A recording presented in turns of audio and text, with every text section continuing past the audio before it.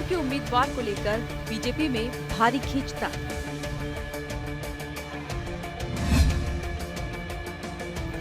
इंदौर के टिकट की दौड़ में डॉक्टर निशांत खरे सबसे आगे हैं। विधायक रमेश मेंदोला भी पीछे हटने को तैयार नहीं। महापौर के टिकट में होगी आरएसएस की बड़ी भूमिका। 2 नंबर में संजय शुक्ला का हुआ 1 नंबर स्वागत। कांग्रेस ने तय किए इंदौर जिले की नगर परिषदों के प्रत्याशी। नमस्कार, द अरविंद तिवारी शो में आपका स्वागत है।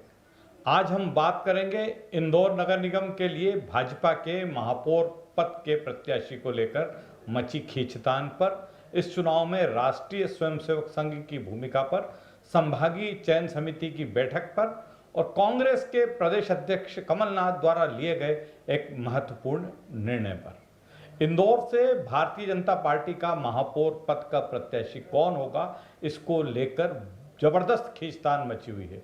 मुख्यमंत्री शिवराज सिंह चौहान डॉक्टर निशांत खरे के लिए अड़े हुए हैं। डॉक्टर निशांत खरे संघ से भाजपा में आए हैं और पिछले कई समय से इंदौर में बेहद सक्रिय हैं। मुख्यमंत्री शिवराज सिंह चौहान चाहते हैं कि इंदौर से महापौर पद के लिए भारतीय जनता पार्टी के उम्मीदवार डॉक्टर निशांत खरे हों। भारतीय जनता पार्टी के राष्ट्रीय महासचिव कैलाश विजयवर्गीय इस मामले में कोई समझौता करने के लिए तैयार नहीं है। वे विधायक रमेश मेंदोला को हर हालत में उम्मीदवार के रूप में देखना चाहते हैं। वीडी शर्मा जो भारतीय जनता पार्टी के प्रदेश अध्यक्ष हैं, उनका रुझान अतिरिक्त महाधिवक्ता पुष्यमित्र भार्गव के नाम पर है। वे चाहते हैं कि पुष्यमित्र भार्गव को मौका मिले। फिलहाल डॉक्टर खरे सबसे आगे हैं और संघ की सहमति भी इसी नाम पर है। कल जो भारतीय जनता पार्टी के कोर ग्रुप की महत्वपूर्ण बैठक रात को हुई थी, जो बहुत देर तक चली, उसमें कैलाश विजयवर्गीय वर्चुअल रूप से शामिल हुए थे। कैलाश विजयवर्गीय ने मेंदोला के नाम की जमकर पैरवी की और कहा कि वर्तमान स्थिति में वे ही पार्टी को चुनाव जितवा सकते हैं। कैलाश विजयवर्गीय ने तो यहाँ तक कहा कि महापौर के चुनाव के मामले में इंदौर को प्रयोगशाला नहीं बनाया जाना चाहिए। वे किसी और नेता को या किसी दूसरे नाम पर सहमति के पक्षधर नहीं दिखे। वे अंत तक यही कहते रहे कि मौका रमेश मेंदोला को ही दिया जाना चाहिए, वे ही चुनाव जीत सकते हैं। भारतीय जनता पार्टी के स्थानीय विधायक जो हैं, वो ज़्यादातर विधायक रमेश मेंदोला के पक्ष में नहीं है। 1-2 विधायक को छोड़ दें तो बाकी ज़्यादातर विधायक जो है वो रमेश मेंदोला को महापौर पद का उम्मीदवार बनाने के पक्ष में नहीं है। इसका फायदा भी डॉक्टर निशांत खरे को मिल रहा है, क्योंकि मुख्यमंत्री ने इस कवायद के पहले इंदौर के भाजपा विधायकों से, इंदौर के पार्टी के प्रमुख नेताओं से और संघ के दिग्गजों से बात की थी और उसी के बाद कल कोर ग्रुप की बैठक में उन्होंने दमदारी के साथ डॉक्टर निशांत खरे की पैरवी की। मुख्यमंत्री का मानना है कि इंदौर में किसी नए चेहरे को मौका देना चाहिए। आज रमेश मेंदोला अपनी दावेदारी के संदर्भ में केंद्रीय मंत्री नरेंद्र सिंह तोमर और ज्योतिरादित्य सिंधिया से भी मिले। उन्होंने कहा कि मुझे आपकी समर्थन की अपेक्षा है। भारतीय जनता पार्टी की एक स्थानीय स्तर की बड़ी लॉबी जो है, वो भी इस बात की पक्षधर है कि मौका रमेश मेंदोला को मिले।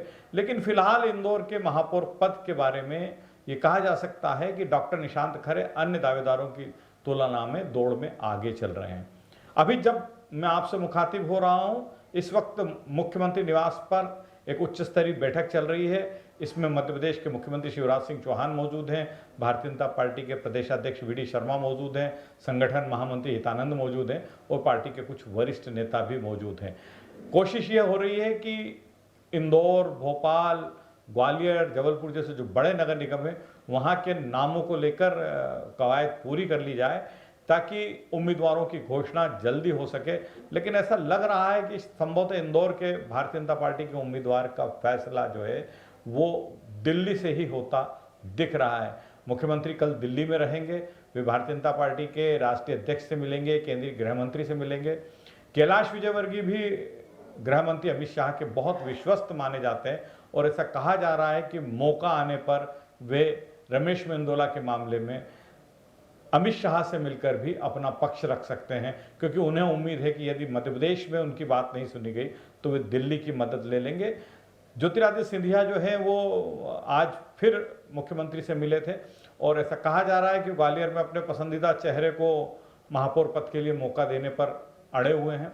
इंदौर और भोपाल के महापौर पद को लेकर एक बात और चर्चा में है कि भारतीय जनता पार्टी में लंबे समय से बात चल रही है कि संभवतः भाजपा इस बार विधायकों को मौका नहीं दे, लेकिन जो स्थितियां बन रही है, क्योंकि भोपाल में कृष्णा गौर जो पूर्व महापौर हैं, अभी विधायक हैं, वो सबसे मजबूत दावेदार मान रही है और जो दूसरे नाम चल रहे हैं उनमें पार्टी को भरोसा नहीं है या उनमें पार्टी को जीत की संभावना नहीं दिख रही है। इसीलिए ये माना जा रहा है कि कहीं न कहीं भोपाल में पार्टी को अपनी गाइडलाइन को ब्रेक करना पड़ सकता है। यदि पार्टी भोपाल में गाइडलाइन ब्रेक करती है तो फिर उसे इंदौर के मामले में भी रमेश मेंदोला की दावेदारी को कंसिडर करना पड़ेगा। इसलिए एकमात्र आशा अभी यह भी बची हुई है कि यदि भारतीय जनता पार्टी का प्रदेश नेतृत्व भोपाल के मामले में गाइडलाइन ब्रेक करता है तो उसे इंदौर के मामले में भी गाइडलाइन ब्रेक करना पड़ सकती है। इसका सीधा फायदा रमेश मेंदोला को मिलेगा। लेकिन जो कल से लेकर आज तक की जो कवायद है, कल की कोर ग्रुप की लंबी बैठक, आज नेताओं के बीच में मेलजोल और अभी जो मुख्यमंत्री निवास पर जो बैठक चल रही है, उसका सार तो यही नजर आ रहा है कि इंदौर के महापौर पद की दौड़ में अभी तक डॉक्टर निशांत खरे दूसरे दावेदारों की तुलना में आगे हैं। इंदौर नगर निगम के चुनाव, खासकर महापौर पद को लेकर राष्ट्रीय स्वयंसेवक संघ की भूमिका भी बहुत अहम रहना है। संघ के प्रांत प्रचारक बलिराम पटेल, सह प्रांत कार्यवाह विनीत नवाथे, विभाग प्रचारक रूपेश पाल और विभाग संपर्क प्रमुख विनय पिंगले इस चुनाव में बहुत ही अहम भूमिका में है। और सूत्रों से जो जानकारी मिल रही है उसके मुताबिक इंदौर के महापौर पद के उम्मीदवारों के संदर्भ में मुख्यमंत्री और पार्टी के वरिष्ठ नेताओं ने राष्ट्रीय स्वयंसेवक संघ का भी फीडबैक लिया है और यह फीडबैक भी कहीं ना कहीं डॉक्टर निशांत खरे के पक्ष में जाता दिख रहा है। तो अभी तक की स्थिति, जो दावेदार दौड़ में हैं, जो नाम चर्चा में थे और जो कोर ग्रुप की बैठक और आज की बैठक है, उसके बाद परिदृश्य इंदौर को लेकर अभी भी स्पष्ट नहीं है। भारी खींचतान मची हुई है। ऐसा भी कहा जा रहा है कि इंदौर के महापौर पद का फैसला दिल्ली से हो सकता है। लेकिन इस सारी कवायद में, दौड़ में अभी निशांत खरे सबसे आगे हैं। संभागीय चयन समिति की भारतीय जनता पार्टी की बैठकें शुरू हो चुकी है और जो अलग अलग जिलों से जो नाम मिले हैं, जिलों में दरअसल जो कोर ग्रुप थे उन्हें ही जिला चुनाव समिति की शक्ल दे दी गई है। तो इन चुनाव समितियों से जो नाम मिले हैं, संभागीय चयन समिति उन पर गौर कर रही है और उसके बाद वह अंतिम फैसला करके अनुमोदन करेगी और फिर प्रदेश नेतृत्व की मोहर के बाद ही पार्षद पद के प्रत्याशी घोषित किए जाएंगे। बड़ी लंबी कवायद है, मुझे लगता है कि 3-4 दिन ये कवायद चलना है। पार्षद पद के उम्मीदवारों के चयन की जो कवायद है वो लंबी है। नगर निगमों के अलावा नगर पालिकाएं, नगर परिषद के उम्मीदवार भी तय होना है, इसलिए लंबी कवायद है। चूंकि पार्टी की गाइडलाइन बहुत स्पष्टता के साथ नहीं आई है, इसलिए चुनाव समिति ने इसके बावजूद अपना काम शुरू कर दिया है और ऐसा कहा जा रहा है कि क्रमवार एक एक नगरीय निकाय के नाम पर विचार करके जो जिला चुनाव समिति से पैनल प्राप्त हुए, जो नाम प्राप्त हुए, उन पर गौर हो रहा है। कांग्रेस ने आज एक बड़ा फैसला ले लिया है। अब हम बात कांग्रेस की कर रहे हैं तो कांग्रेस ने आज एक बड़ा फैसला ले लिया है। कई दावेदारों के समीकरण इस फैसले से बिगड़ते नजर आ रहे हैं। पार्टी के प्रदेश अध्यक्ष कमलनाथ ने आज स्पष्ट कर दिया है, सभी जगह इसकी सूचना पहुंच चुकी है कि जो व्यक्ति जिस वार्ड में रहता है, जहां का मतदाता है, वो वहीं से चुनाव लड़ पाएगा। तो एक बड़ा फैसला कांग्रेस के प्रदेश नेतृत्व ने ले लिया है कि उस जो व्यक्ति जिस वार्ड से अपनी दावेदारी कर रहा है उसका वहां का निवासी और मतदाता होना बहुत जरूरी है।